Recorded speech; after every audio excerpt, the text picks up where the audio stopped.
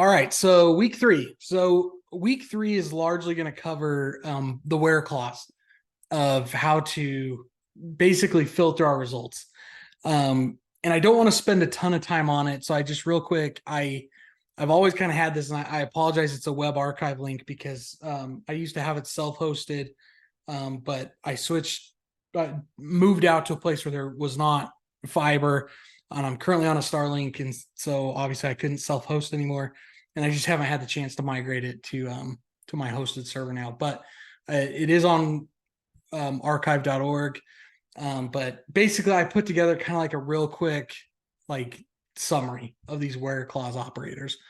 And hopefully this helps. There's a little bit more that it covers in the book, but this is really just the bulk of it, where we kind of have some real basic kind of filters, stuff that we've all seen before, conditionals. And obviously we are looking for things that are true.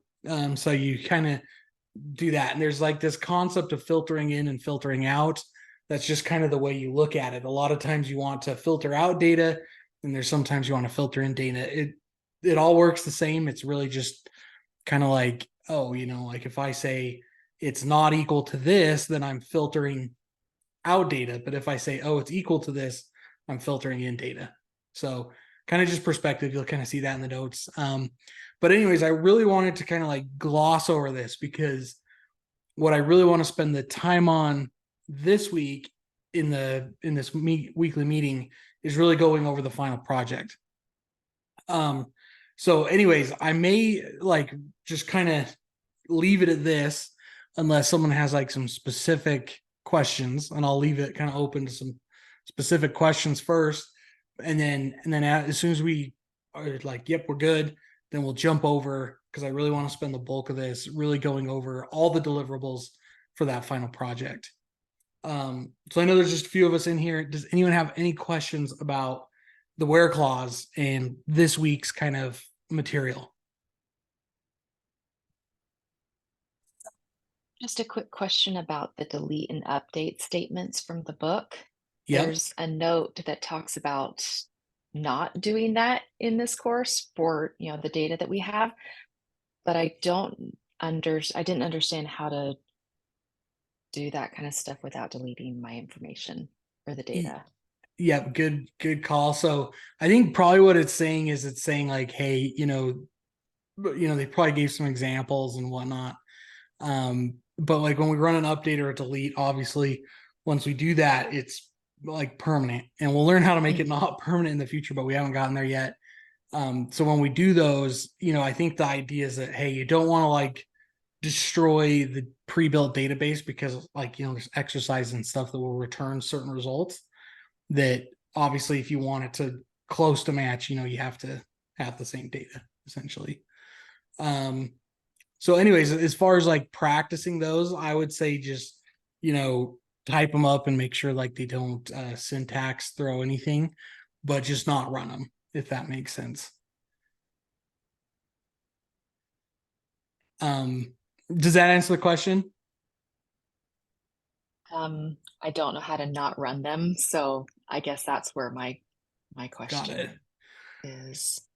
Yeah, so like if I were gonna do like an exercise, like I would, first I'll say, use Keela. But like if I were to say, delete from customer, if I were to, I can type this up, but if I were to hit this run button, it would actually delete everything from the customer table. Okay. So gotcha. Yeah. So when we actually say Thank you. run, like execute it, so it actually like runs. Okay. Thank So those you. delete and updates, just, not do those. And if you do, it's really not the end of the world. In fact, there's also on, since we're here, there's also this post where basically you can reinstall the database. So it's not the end of the world if it happens, but yeah. Okay, thank you. Yep, absolutely. Good question. All right, any others before we jump into final project?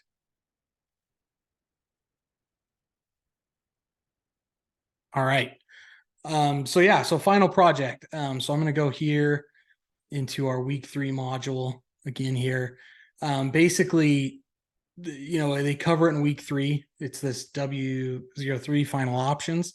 This will take you to this page where it kind of has like, some of the deliverables and that kind of stuff. But then it also has this little link here that takes you actually to the rubric and where you'll actually like submit this. So this has like all the actual kind of stuff going on here. So anyways, I'm going to take you through each one of these deliverables and hopefully kind of, walk through them enough that we can kind of get an idea for what they are. So like I said, last week, my system wasn't working. So this week I have a functioning workbench. I'm on Linux now. So it's working. So anyways, just to real quick cover them, and then we'll kind of come back and hit each one of them in detail and hopefully give a little bit of an example. So first of all, we have the ERD. So in week 2, we should have created these with when we did the reverse engineer website exercise. So anyways, basically you put all those together for your database. Basically you design all the tables. This is kind of like the first step because obviously it's where you do most of the kind of brain work is in step 1, where you actually have to think through how is this going to work? What are the implications of this design and that kind of stuff. And we're going to go through one of these today. Hopefully that will kind of spark some thought. So we're going to cover that one heavily today. But that's kind of the first one. The second one is a CRUD statement, and that's the create, read, update, delete. It follows a REST API kind of format. And basically what you do is you write 4 statements, one for each of these, create, read, update, and delete, against all of your tables in your database. So done. Like, right, that one's pretty easy. But then there's test cases too. So you write your CRUD statements and then you write test cases that kind of are gonna, and what they mean by test cases is like sample things, test exercises. So very situational. Like I said, none of this has to work. So none of it has to be dynamic. It can purely be like, hey, like just write what it's going to take to run this. And as part of one of these deliverables, you have to have mock-ups of the user interface. And these mock-ups, basically what they are, they're wireframes that basically will kind of show you, hey, this is what my UI could look like. And, if I were to design it like this, like let's say you have like a mock-up of Amazon, right? You would probably write a select statement to show all the products or, that someone may have searched for, or something like that. And you may also write a test case that says, hey, if I click add this to cart, it adds a record to this table to say, hey, I'm going to add this to the cart. Those kinds of things. So here's actually we'll save it for later. We're going to dive back into each one of these. So basically everything you do, you're going to keep. So like anytime you write any sort of SQL, just keep it in this file. It's a test case. It's sample code that anyone can copy at any time to use to kind of give an example. So all this is kind of like one quote deliverable. Your CRUD statements and your test cases and your UI map all kind of come as one package deal, which the way I kind of see it is kind of like a pitch to say, hey, look, I've proven out the design of this. This is how I foresee it working. And, it's something that you would pitch to someone if you were trying to move forward with the project. And then the last deliverable in that vein is a PowerPoint presentation that kind of just explains it, explains why you did what you did. And kind of what I always say is like, hey, summarize your project, say why you chose to do certain things. And really, to me, this PowerPoint is like, because I tell students this every term, like these projects are not going to be perfect. And a lot of times because you'll build your ERD and you'll already be a few weeks into it, and then you'll start doing your test cases and you'll be like, oh, shoot, I should have done this different in my design. Well, you don't necessarily have to go back and correct that. Obviously there's some things that are bad enough you may have to do some adjustment. But really, like the way I see it is like, hey, if it'll work, just keep going, understand it, note it, And then like in the PowerPoint, just say like, hey, this is something that I would do different. Because a lot of times you may not catch that until, you've already spent hours and hours on this design. So anyways, the PowerPoint's a great time to say, hey, this is what I would have done different. This is what I learned, those kinds of things. So anyways, let's actually dive into a quick example. So I always like to use kind of like this cookbook example. And or I guess real quick, does anyone have any, like, has anyone in here already maybe thought of an idea? I don't want to like steal the thunder, but if you're okay with sharing, I'm happy to kind of like use yours as a little bit of an example here, if you want.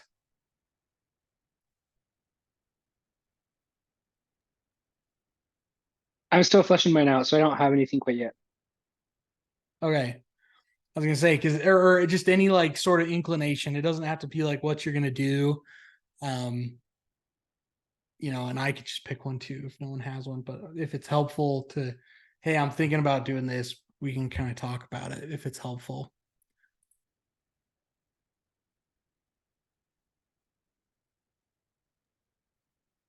All right. You got something for us? No. Okay. All right. So I'll kind of just pick one here. So, let's see. Like I said, normally I do this cookbook one, but I kind of want to show one from scratch as well as have like kind of the one that I've kind of gone a little bit further with. So, let's see. And this is kind of the trick, right? When you're trying to think about it, it can really be anything, but it's something you want to make sure scope creep doesn't get too far out there. So, we want it to be something simple, but it also, it probably should be something that you understand fairly well. So anyways, because then you can think through implications of things. So actually, let's do this. Because I grew up on a dairy farm. And this was way back. I know it's gonna sound funny, way back. I'm 30 years old now, so it's been a while, but we didn't really have a lot of technology back then. So what I'm going to do is I'm going to build a database that will manage animals for a dairy. So this is kind of how we go. So we're in MySQL, and I want to build this database. And we start by just creating tables. Really, that's what a database is. It's a collection of tables. So I'm going to just start kind of building some tables here. You can click the table button and just click anywhere on the screen here to create one. And I'm going to start with an animal table, right? So we have this, an animal. And this is kind of the way I like to work. I always like to kind of start with like, hey, what's the main key point of all this? Well, it's to track animals. That's kind of where I like to start.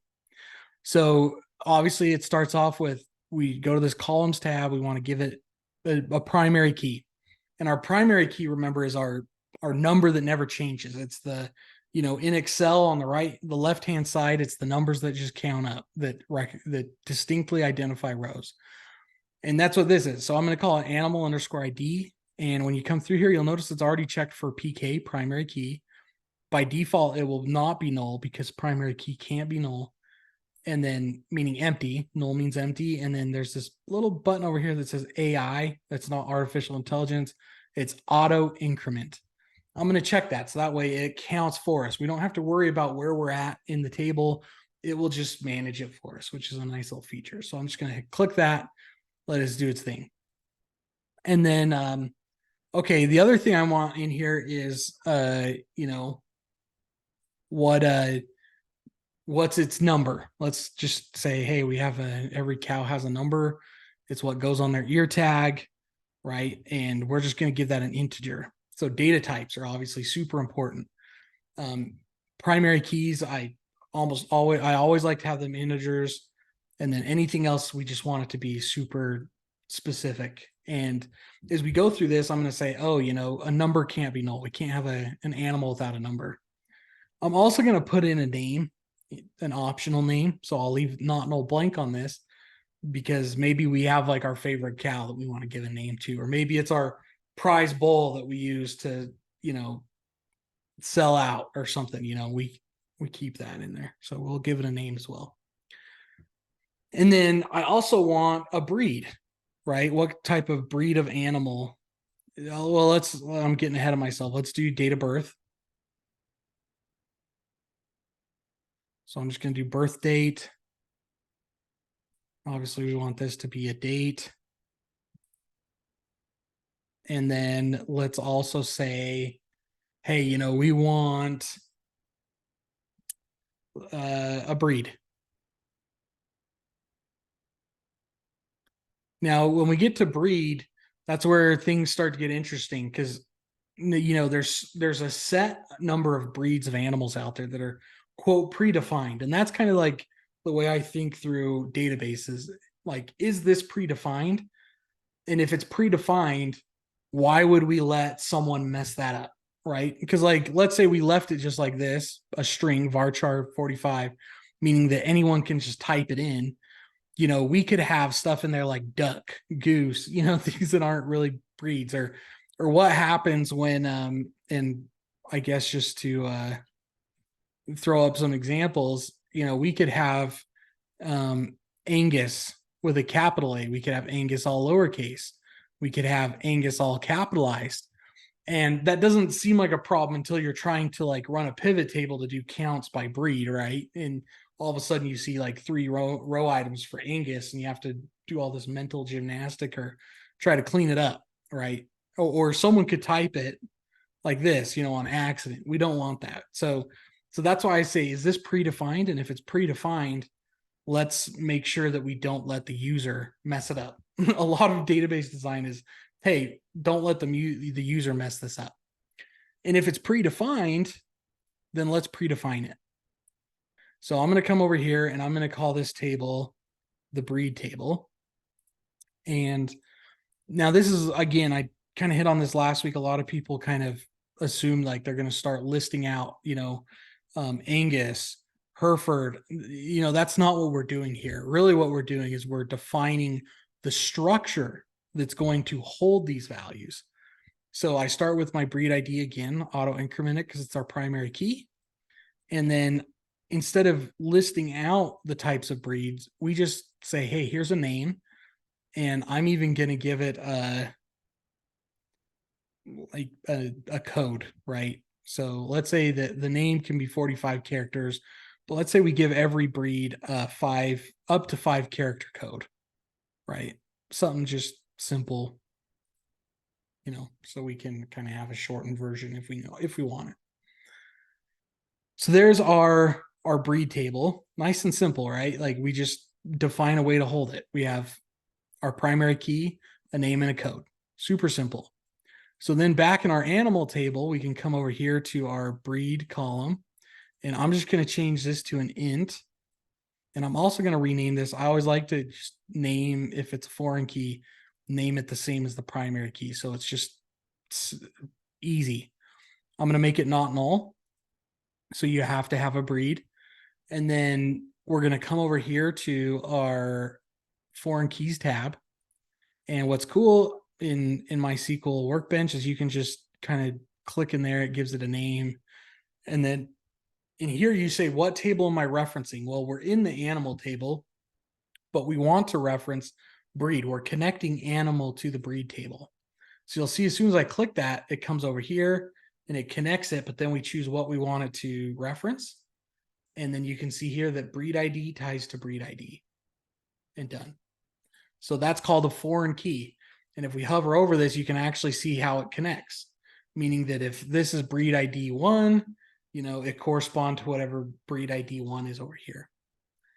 And then over here, there's some actions, like if we say like, oh, if it delete, on update, we can do it, whatever. We're just going to leave it like that though, just default, no action. Okay, so there's 2 tables. Now, what we're going to do, so this kind of tracks our kind of animals, but let's say that we, kind of some of their basic information, but let's say that we want to have like, we want to track like lineage, right, within our herd. So what we can do is we can create another table, and we can call this Let's call this the animal parent, something like that. And this is where things get a little bit kind of weird because there's a couple different ways we could do this. I'm going to show you actually one way that we could do this. And I'll be honest, like I don't really like it this way because it gets super messy. But we could say, you know, father animal ID, and we could say mother animal ID. And I'm going to make these both integers because we want to connect to obviously their IDs. So they're obviously going to be integers. And I'm going to leave them nullable just in case we don't want to record, or maybe we don't know what the father is or whatever. So I'm going to leave those nullable. And that's where, you know, knowledge of whatever we're making comes in. But what's cool is we can actually create a foreign key. And this is going to seem really weird, but we can reference itself. So we can say, you know, father animal ID references animal ID. And we can do this again to say that mother animal ID references animal ID. And so you can see that they kind of reference themselves in the sense that, hey, you know, basically the father animal ID is another animal. It's of the same object, so to speak. That's probably like the quote official way to do it. It can get kind of messy. So the other way we can do this is we can just create another table, and we're going to call this animal parent. And basically all we're going to do is we're going to say, okay, we have this parent ID. And again, like your primary key doesn't have to be the same name as your table, but obviously it helps to have it make sense. So parent ID, and we're going to say animal ID obviously is an int, not null. And we're going to say, let's do this. So we have obviously mother and father. And again, I do this a lot where I don't like to let people mess up my stuff. Don't like to leave it to chance. So we're going to build like a parent type table, parent type ID. And this table is going to be almost pretty worthless. All it's going to do is hold mother and father, essentially. I'm even going to create a new one called code that is 1 character long.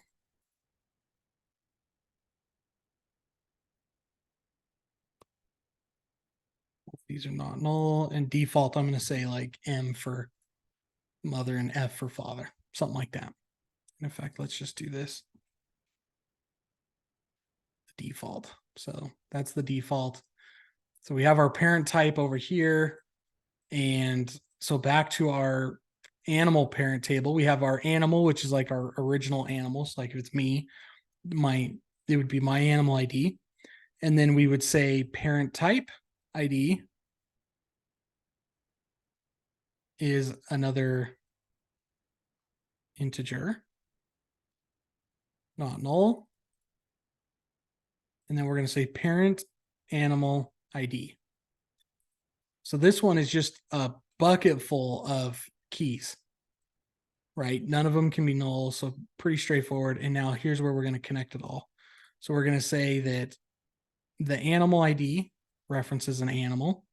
The type of the parent, you know, mother or father, references the parent type ID. And then we're going to say that the actual parent is just another animal. So obviously they'd have to be predefined.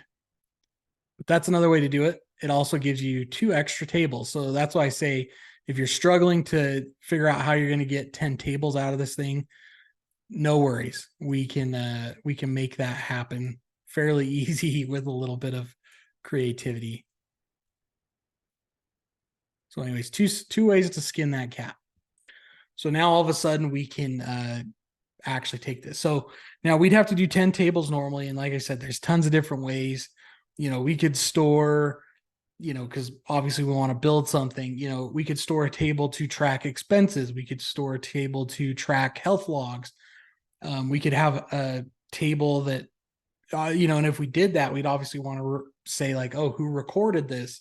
So, the tables just kind of can blow up. And that's why I say start simple. And then if you need to stretch some ideas, do that. So that way it doesn't get too complicated, because then you can kind of handle it as you go. Any questions up to this point?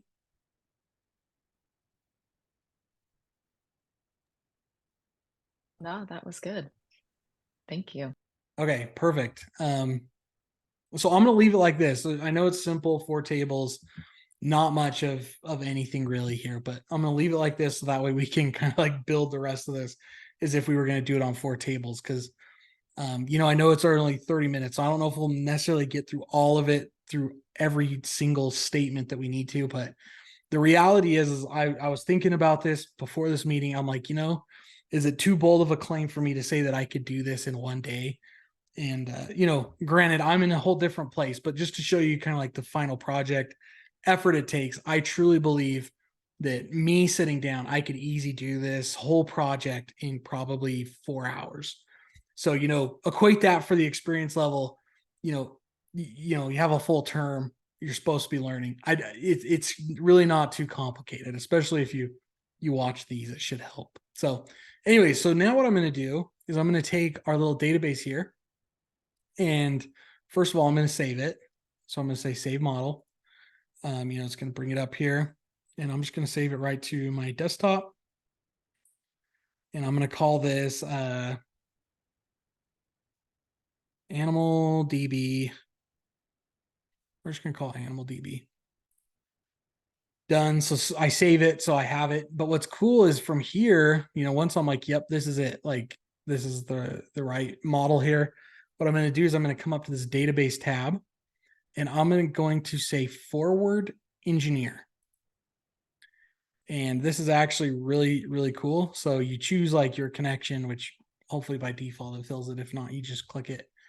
I say next, and basically we give it some options here. So I always like to do this. I like to say drop objects for each create, omit schema qualifier and object names.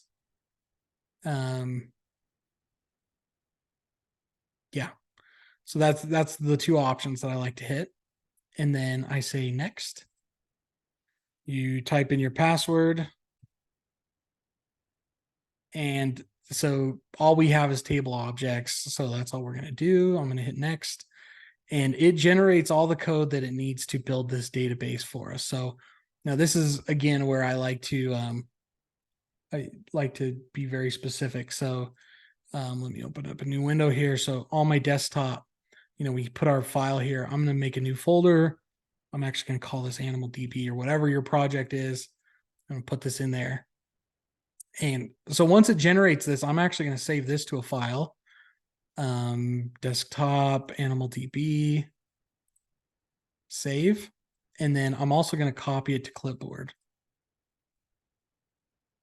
And you'll notice that it says like, oh, it basically it freaks out, which doesn't matter. Because I like to run this manually, and I'll show you why. So if I go back here to home, connect to my database here, I'm going to open up a new script. So what I'm going to do is I'm going to say file, I'm going to say open SQL script. I'm going to go to my, it looks like I actually put it here. So I'm going to go to my file here that I saved. And here's my file. We could also just copy it because I forgot we copied it to clipboard, but it's here. So once it's here, the first thing we want to do is create a database to store this in. So we can name it whatever. So I'm going to say create database, and I'm going to call it animal DB. And I'm going to run that. So I just executed that statement. You can see create database animal DB, said it was successful. So we're good. So I'm going to delete that and say use animal DB, because this is the create statement is something that we only need to do one time. Then our database is created. So once I do that, I'm going to say use animal DB, and I'm actually going to use this one that executes the whole script here. and we're going to give it a shot. And it looks like everything worked. It looks like there was a couple of warnings, but you'll notice they're just the draw up tables. And that's okay because it says if exists and they didn't exist. But if I were to run it again, you'll notice they all work. And that's because dropping it deletes the whole table. So we can delete the stuff in the table with a delete statement. Dropping a table just erases the whole table and everything about it. So we can delete stuff from it till it's empty, but it's still quote there. It's just empty. Or we can drop it and it's just gone altogether. You know, we blew the house away rather than just move out. So that's what a drop does. And what I like to do is I like to keep these scripts here so that if I need to change something, I can do it and just rerun it. You know, like, oh, I want to just change the name of this table. I can change it, rerun it, and it does it. And same thing as we go through these next kind of couple deliverables, I like to do the same thing. So anyways, here's my database. If I come over here, you'll notice it doesn't show up in this list, but if I right click anywhere in this empty space and say refresh, or there's a little tiny button up here, either one works. You'll notice that as soon as you refresh, it pops right in and we can see our tables, which is kind of cool. So anyways, now I'm going to create another file. Well, first I'm going to move, well, we'll move it later. I'm going to call this test cases. And I always like to start off just with the CRUD statements. But basically what each CRUD statement is it's a create, aka an insert, a read, aka select, update, which is just itself, and delete, which is just itself. So we're going to write one of these for each one of these tables. So now this is where it gets kind of interesting because we have to create these in hierarchical order so they don't conflict. So obviously we can't insert an animal until we have a breed and all that kind of fun stuff. So let's start with the breed table. So I'm going to say insert into breed. I guess I should say use Sakila. Run that. So we're using it. We're going to insert into breed. And then this is where we can say like, oh, what are the columns in here? So we have a breed ID, which I'm just going to skip because it'll auto increment. So I'm just going to say name and code. And then I'm going to say values. And so this is where I can put some of it in. So I'm going to say, you know, Angus. In a code, I'm just going to do Angs. You know, I'm just making this stuff up here. It's sad that I don't know how to spell Holstein. Try a little bit.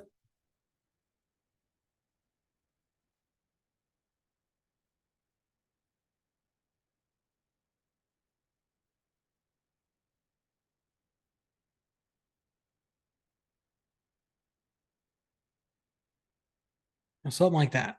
So, and basically this is a nice exercise because you can actually insert your data and test it all at the same time. So I'm going to run this and you know, like it failed. And that's because I was using Sakila.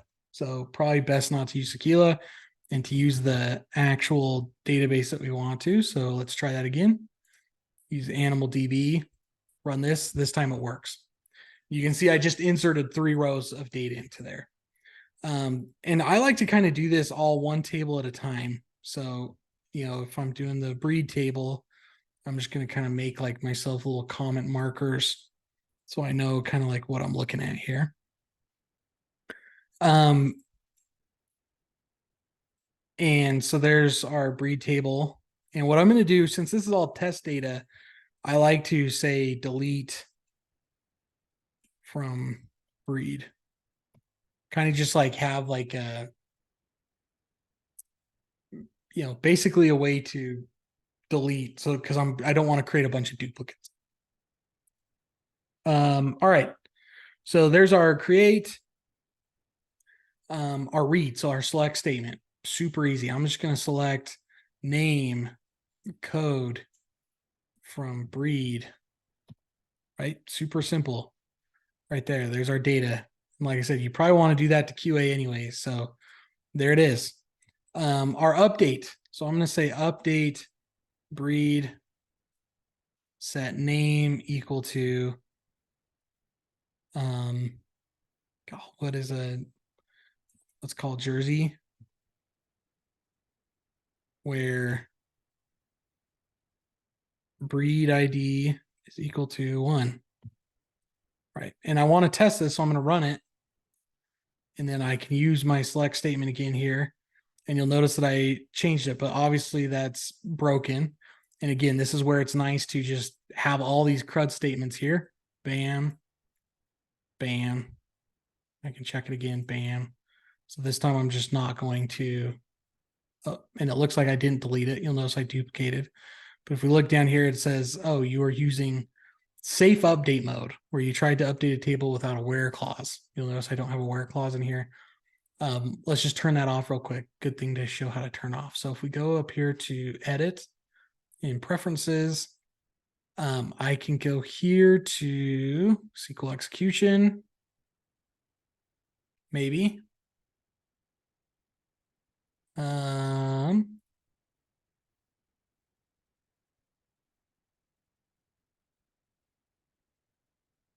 Right here, safe updates, reject this one right here. So it's under SQL editor, other.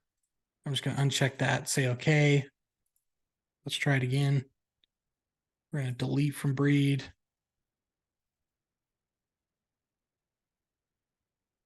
Oh, and then it wants us to reconnect. So let's do that. So anyways, I'm going to save this file.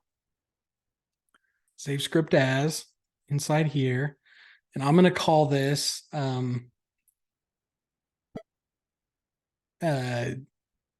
animal DB seed.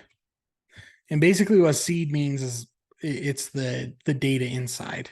We're populating the database essentially. So I'm going to put that there. And then I'm also going to comment this out when I save that. So let's save that, the update statement, because we don't want to have that messing things up. So there's that. I think there's a way to reconnect here. If not, we can just go here, create a new one. And there it is. So let's go.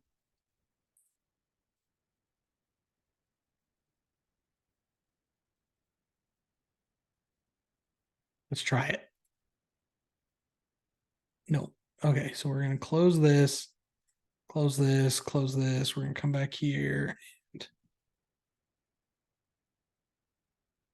there it is. So it brought it back up. Let's see if we can delete it this time. We're going to use animal DB.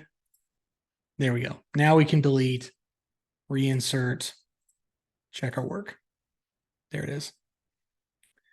And like I said, I comment out the update because that way, technically, I want to make this so I can rerun it every time. And there it is. So, and I'm going to put my update statement actually up here, just so that way we can put it in order, which will make sense here in just a second. So that's our breed table. And technically, I could leave it down there still. Let's just comment it out. There we go. So now let's move on to our animal table, because I think we have what we need for the animal table. I mean, we have the parent stuff, but those can be null. And for the sake of time, because I know it's 15 minutes, we're just going to do that. So animal table. All right, so we're going to say insert into animal. Well, first, I guess we should delete from animal. Delete from animal. Deletes everything. Insert into animal. Let's take a look here again, what we have. So we have our animal ID, which we're going to skip because it will count for us because we selected that checkbox.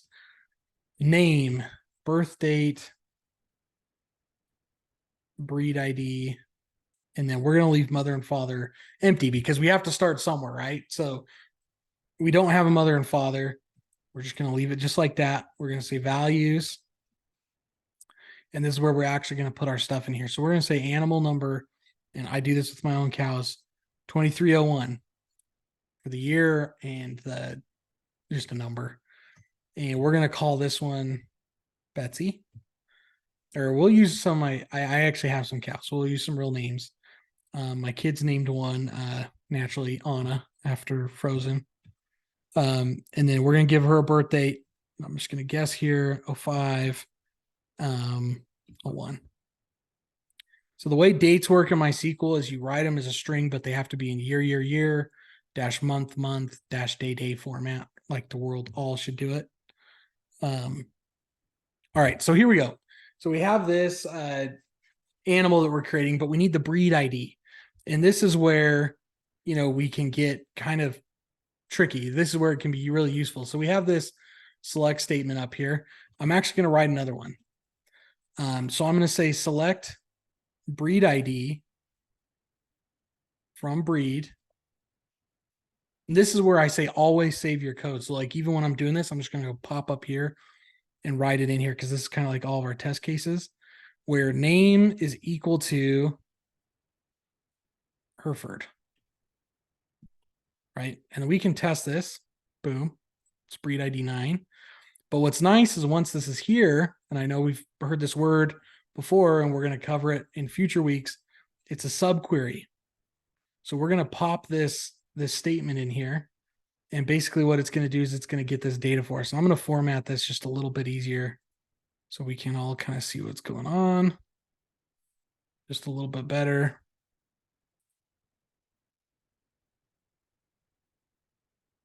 Breed ID. So we're going to insert an animal. It's going to have a number and then a breed. That it gets dynamically because we can't remember numbers right our own heads, but we can remember the name of what it is. So we just let the database do the work for us. So there we go. We popped it in there. And then I can say select everything from animal. And we should have one of our cows in there. All right, so there's our cow.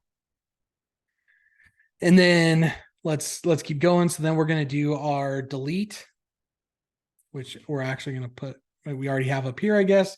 So then we're going to do our update. And in this case, I'm just going to update the name. And again, when you're doing these, it doesn't really matter what you do for your little test case. It just has to be one example. So in this case, I'm pretending that I'm going to update the name. So I'm going to say, hey, I'm going to update animal. And we want to set the name equal to, instead of Anna, we're going to call her Elsa, where animal ID is equal to 1. Right? Something like that. So nice and easy. We can test it. Boom. Oh, it actually failed. It says I have an error in my syntax. Oh, because we forgot a keyword here. Set name equal to 1. So let's try it again. Boom. There we go. Now, one quick trick I haven't shown you guys is, oh, and I see there's a message now. Sorry, I got carried away. Can we build on/add to the ERD product we made last week for part of the final project if we want to add to the database we started? Yes, absolutely. And then what is the maximum number of tables we can have for the final project? There is no maximum. I would just say, manage scope creep because you have to do all this stuff in addition. So I would say, hey, even if you're planning on building more and more, I would say just start with what you need for the class. And hey, if you have the time, great. But it's pretty easy to tack stuff on after the fact if you need to. I would say just start with like whatever you consider base functionality and go from there. But yeah, no limit. But anyways, one thing I was going to call out is I haven't showed this one trick, which is really cool. Over here, if you right click on a table that you want, there's this copy to clipboard. And what you can do is it can actually generate a bunch of these different statements for you, like an insert statement or an update statement. So you could say insert into statement and say, boom, there it is. Now, obviously it comes with everything and it comes with like all this additional formatting. So I would say, take it with a grain of salt. Sometimes it's easier just to kind of do it yourself, kind of a thing.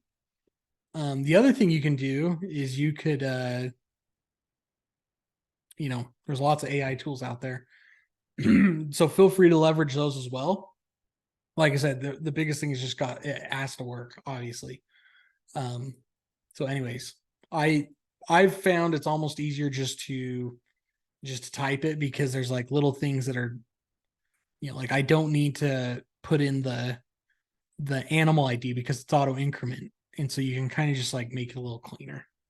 So I found it's almost, once you kind of get in a groove, it's almost easier just to kind of go with it. But they are there. So that way, if you don't know, like, oh, how do I write an insert statement or an update statement or whatever, you can just copy it and paste it.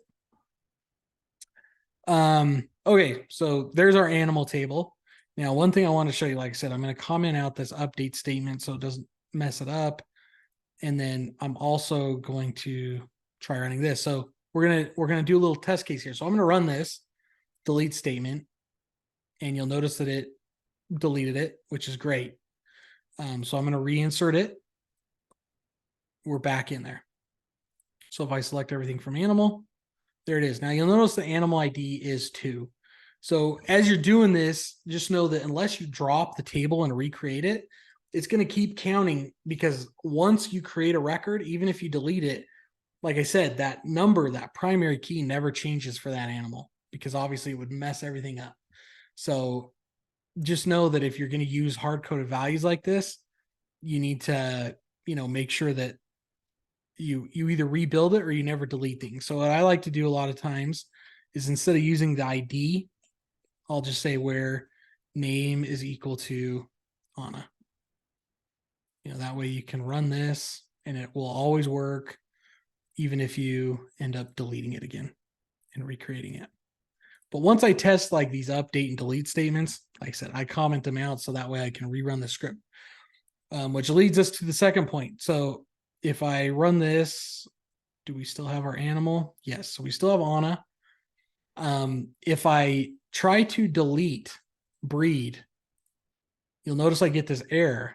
And that's because it says you cannot delete or update a parent row. A foreign key constraint fails. So basically what it's saying is, hey, you have an animal that depends on you. So you can't delete it, or otherwise Anna wouldn't have a breed, right? Because animal table uses the breed ID that we just tried to delete. So that's why I do this. We've already tested this, so I'm going to comment this out. But we're going to copy this and bring it up here, because what I like to do is, in reverse order of what I build them, I delete them. So that way I can do this. I can just say, hey, run this whole script, right? Run this whole script, run this whole script, run this whole script. And it will always continually work to delete everything and recreate it.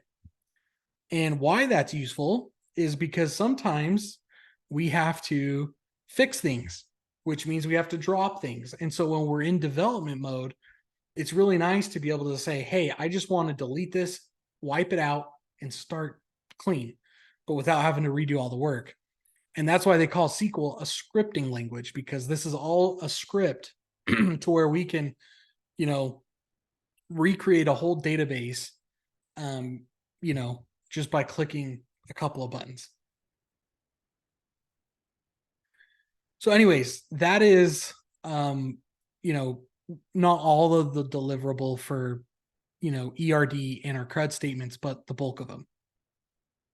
So I know we're down to the wire here, so I'm gonna like just zoom through this last little bit here. So what I like to use, someone introduced this to me a little while back, but there's a tool online called Excalidraw. If you Google it, it comes up. It kind of looks just like this. And what's cool is it's just this neat little tool that lets you wireframe really fast, which I like. And it also lets you save things in like a library of objects that you can kind of build. So for example, I'm going to build, like, let's say that I'm going to build an app, right? Let's say I want to build an app, not even a website. I'm going to build an app that lets people track their animals. So the first thing I want is a table. We're going to make the table here this. The edges are going to be square because we want it to be a table. And then, we're going to kind of build each one of these items. But before I get too crazy, I'm going to build each kind of row here. So for each little row, I'm going to have a number. I'm going to have a name. And I'm going to have a, I don't know. Let's call it a sequence of buttons. So I'm going to make this one like a green button. Let's make it blue.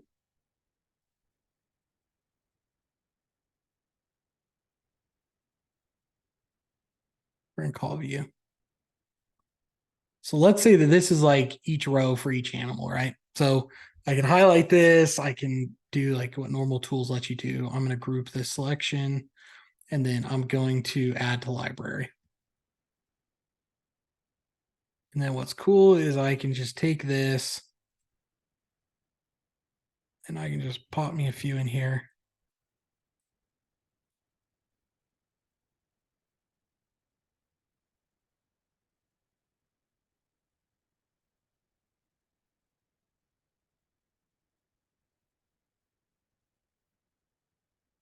So there's my table.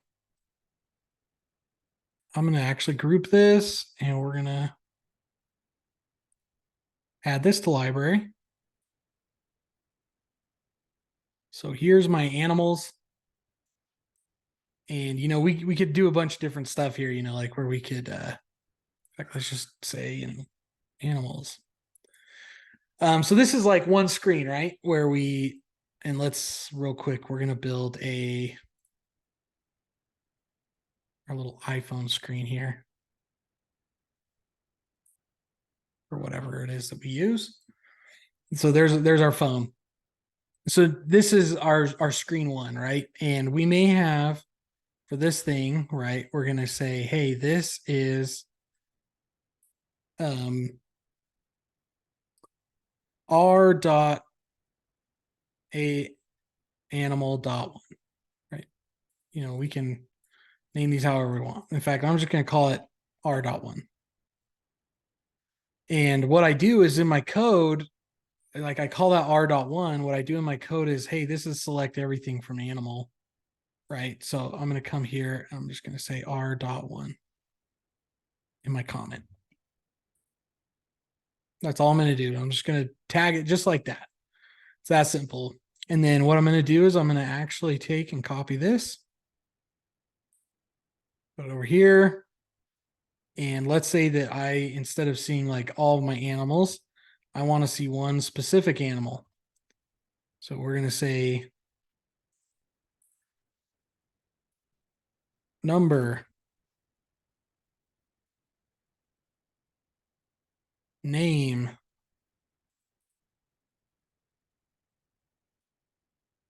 and then, you know, maybe we give it like a couple different stats where we say, hey, its mother is, and this is where it's kind of cool. We can come over here and say, here's its mother. Its father is this. Come over here, pop this in, and boom. You know, something like that. You know, and you can build and build and build.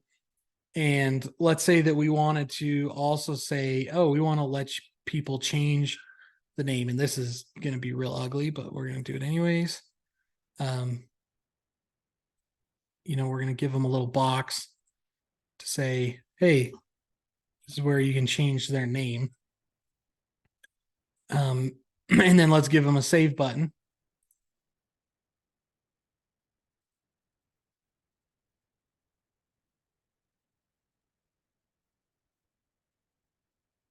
Something like that. And then we could say, you know, oh, this save button, it references update.1. So then again, we'll come back here to our code and, oh, hey, look, here it is. You know, so we'll just put update.1. And so anyways, you'll go through this and like I said, I do my CRUD statements first, and you can see how many of my CRUD statements I've already been able to utilize as test cases. There may be some that aren't, and so you may have to update those, but write some more. Like maybe you have a specific one that like gives you a report of animals and their breeds, right? Which would be probably a nice view. And in fact, right here, we probably need that. What's the breed? And in this case, this whole screen probably would take, a select statement. And we're going to call this R.2.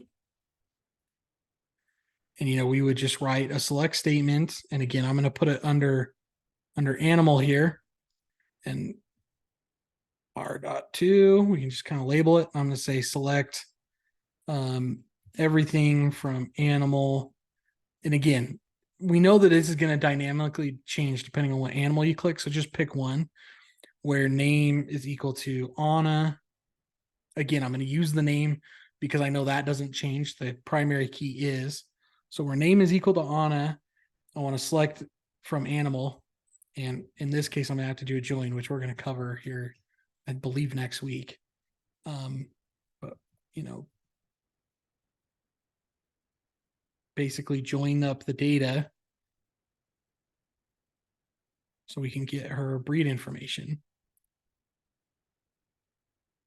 So in this case, I'm going to select the name, number, and b.name as breed. So a dot.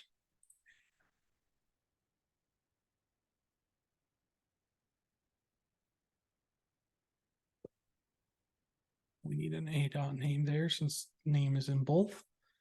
And boom. So there we go. So we can pull the data that we would need essentially to run that screen. Does that make sense for the most part? Yes. Okay. So yeah. So as far as like the UI diagram, it doesn't have any set number of screens or anything. So what I like to say is, and again, this is where that scope creep comes in. Be careful with. I like to always say, hey, just have it show your base functionality. At least 3 screens, I would say, because you need at least some. But I would say like have it show like your base functionality. So like in this case, if I'm tracking cows, I need a way to be able to add a cow, view the cows, and edit the cow, if that makes sense. So that would kind of be like my standard here. And so I would need like one more screen to kind of show, how do I add a cow, so to speak. And obviously would need to flesh out this a little bit more like, oh, I should probably pull like the mother and father separately, so I'd write a query to pull the mother, write a query to pull the father, how to update the various information and that sort of thing. So anyways, but that's it. I know we're over. And then the last deliverable. So once you do this and you write all your test cases to support your UI, then it's just a matter of putting your PowerPoint together, which I think is for the most part self-explanatory. So anyways, that's the final project. I hope that everyone chooses to do the final project. I promise you, as long as you just kind of like give it just a little bit every week, you'll do just fine, and you'll come out, you'll have plenty of time to work on it. Like I said, if I were to sit down, I could probably knock out the whole project in about 4 hours. If I was really fast. And again, like it doesn't have to be anything fancy. Like you see how rough this is. We're not expecting some put together, like glamorous thing. We don't really care about the UI. This is really about the database, but we just like to kind of, put you through the mental exercise of saying like, hey, when I click this button, this is what would happen. Because that's really in the real world what's happening. So that's all that is. So it doesn't need to be pretty, doesn't need to be fancy. Something just as ugly as this will work. And then yeah, from there, we'll cover it every week. In the announcement, you'll see kind of where you'll be in each one. So starting next week in every weekly announcement, you'll see kind of like, hey, this is where you should be, that sort of thing. And then also feel free to share with the class, like if you're hitting an issue or anything, feel free to ping me or share with the whole class if you have any struggles, especially in the ERD phase. be thinking about it, kind of like if you have some free time, be thinking about like, oh, what tables would I use here, and what implications does that have? Because it does. If those one-to-many relationships change things, and so on and so forth. So, anyways, I've beaten that horse long enough. Appreciate you guys for being here. If you have any questions, please feel free to stick around, or shoot me a ping in Teams if it's throughout the week. But otherwise, I hope you guys have a great week, and thanks for being here. Thank you. Yep, thank Thank you. you.